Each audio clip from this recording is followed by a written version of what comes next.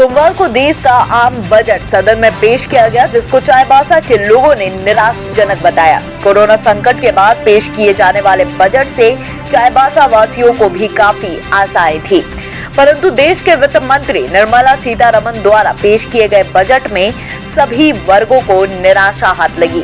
झारखंड के सत्ताधारी दल के विधायक दीपक बिरुआ ने भारत बजट को पूरी तरह से आम जनता के साथ छलावा बताया, तो कहा केंद्र सरकार ने आम आदमी को झुनझुना पकड़ा दिया।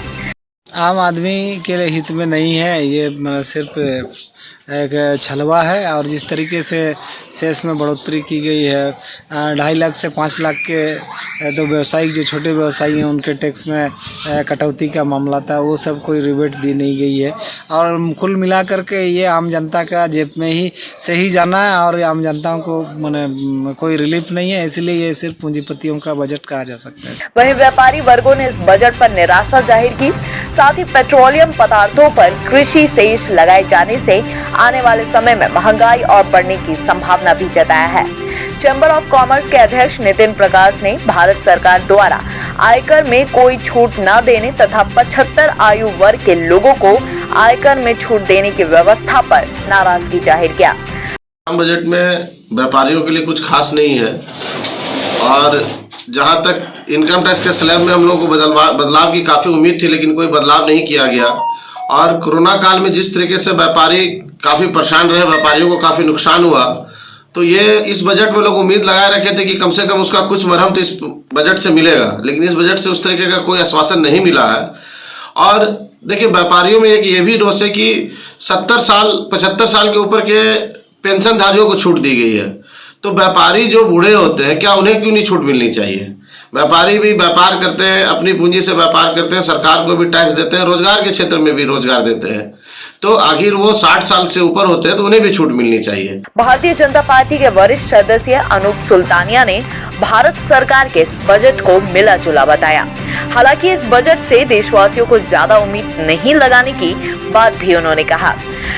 कि कोरोना महामारी और लॉकडाउन से अर्थव्यवस्था में के बाद भारत सरकार ने जो बजट पेश किया, उसमें हमें बहुत ज़्यादा उम्मीद नहीं रखनी चाहिए, क्योंकि पिछले 1 वर्षों में अर्थव्यवस्था से सरकार की इनकम घटी, रोजगार घटे सभी। उसके बावजूद भी मैं समझता हूँ कि सरकार ने मोटे मोटे रूप से बजट बहुत अच्छा प्रस्तुत किया। खरसावां विधायक दशरथ गगराई ने भी कहा कि बजट से आम लोगों को निराशा ही हाथ लगी है। इससे आम आदमी, छोटे व्यापारियों को कोई लाभ नहीं होगा, जबकि बड़े कॉरपोरेट घरानों को ही फायदा है। इस बजट का मैं विरोध करता हूं। केंद्र सरकार ने आम आदमी को लॉलीपॉप पकड़ा दिया है। जनता को निराश करने वाली बजट है, क्योंकि आज केंद्र सरकार जिस प्रकार से चुनाव के वक्त जनता से वादा किया था, उस वादा के अनुरूप आज धरातल पर अगर इस बजट को हम देखें तो केवल मध्यम वर्ग और निम्न वर्ग के परिवारों को एक झुनझुना पकड़ा देने वाले बजट ये है। Every welcome you've never known. Welcome to a journey you've never imagined. Welcome to Arabia, Saudi. 2 गड्ढों वाले शौचालय के बारे में सुना है? हाँ? नहीं सुना? आइए समझाते हैं।